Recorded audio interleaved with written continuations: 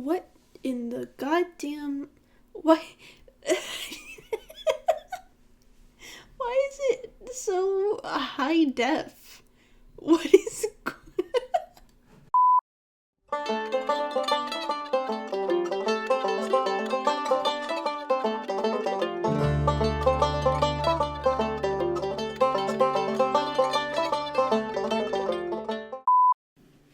Howdy. Quite a lot has happened in the last couple weeks, huh? First and foremost, the Arctic Pack DLC was revealed and released in the time since my last video went out, and let's be honest, this pack was absolutely made for me. From the rustic wood pieces to the cute holiday decorations, even the animals are perfect. The second big thing really happening is, well, it's winter break now, so I've got a lot more time on my hands.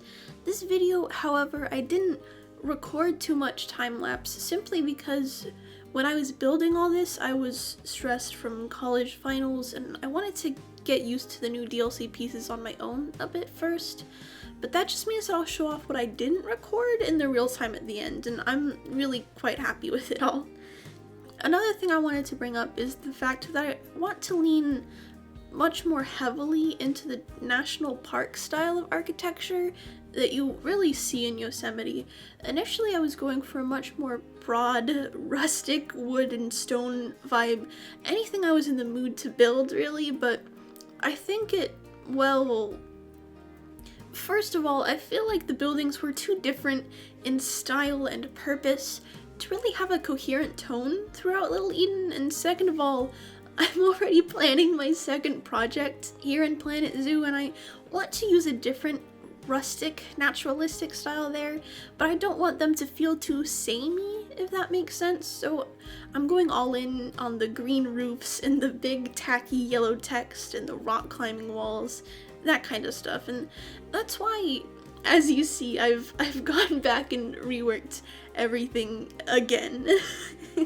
The entrance buildings have really been giving me some trouble. I've rebuilt this area like 4 separate times at this point, but I think it's really needed and I'm really happy with this newest iteration. I used the word modest when describing it to a friend, and I think that's the perfect descriptor for what I'm trying to do. I put in a little playground and I worked a lot on the area up to where the wolves are gonna be, but again, I'll go over all that kind of stuff in real time. Up here, I really wanted to have it be much snowier, much colder. This area would likely be past the annual snow line here in Little Eden. An annual snow line is the elevation at which snow stays year-round, and there's also the seasonal snow line, which is where snow can be expected in the winter, and then there's even snow lines for certain storms, which is the most variable of all three, both in time and space. Since Yosemite specifically spans from 2,000 feet to over 13,000 feet in elevation, it's pretty important to know how much is going to be covered in snow and how much of the park will be accessible to guests because of it. We obviously don't have to worry about people driving in the snow or avalanches in Planet Zoo, but that's not going to stop me from taking it into account anyway. The average annual snow line in Yosemite is about 5,700 feet, I believe, or somewhere around 6,000, but this would mean that 90% of the park receives snow instead of rain during a typical storm, and it's this simple variability in temperature, in elevation, in availability of water that is what makes the ecosystems within Yosemite so diverse. Basically, what this means for me is that I'll have to go in with the new snow rocks and cover all of my mountains in them. I tried it with the coolers and terrain paint, but it practically broke the game, so terrain paint is out of the question. That being said, let's jump into the real-time portion so I can show off all the little details I've done this time. Right away, you'll see the changes I've done to the entrance. I've replaced the buildings completely and expanded out this main plaza. It just made sense to me. It helps with guest flow and it gives a much more personal view of the flamingos. Over here you'll see I replaced a lot of Mike's Skytrail with rope bridges. I still love the idea of a Skytrail to death, but I think the rope bridges fit much better into the landscape. It's much more naturalistic. I drew a lot of inspiration from the Wawona swinging bridge specifically for these, simply because that's the rope bridge in Yosemite that I'm the most familiar with.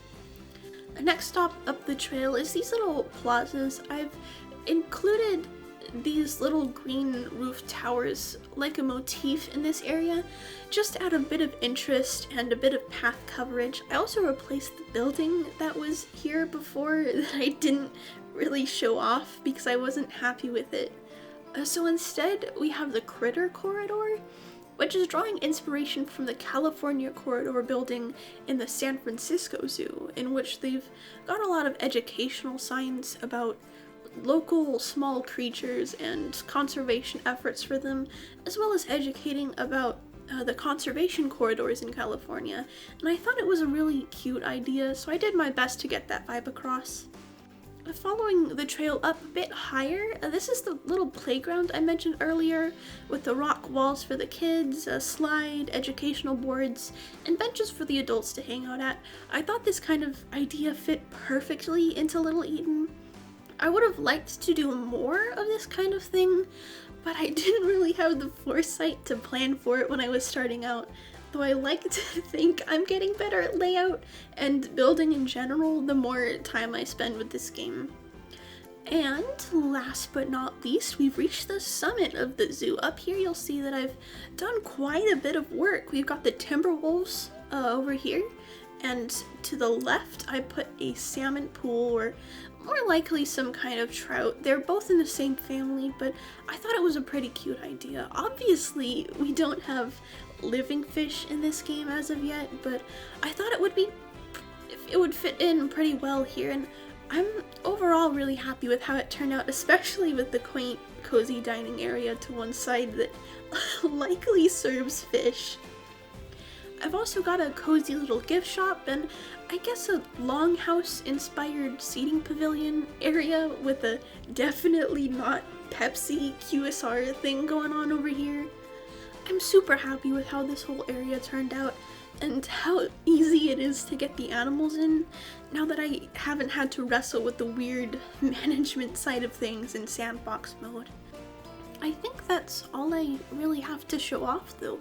Next episode, I'm hopefully gonna be doing something a little special for the holidays, but we'll see when that video actually comes out. But until then, I'll leave you with some cinematics.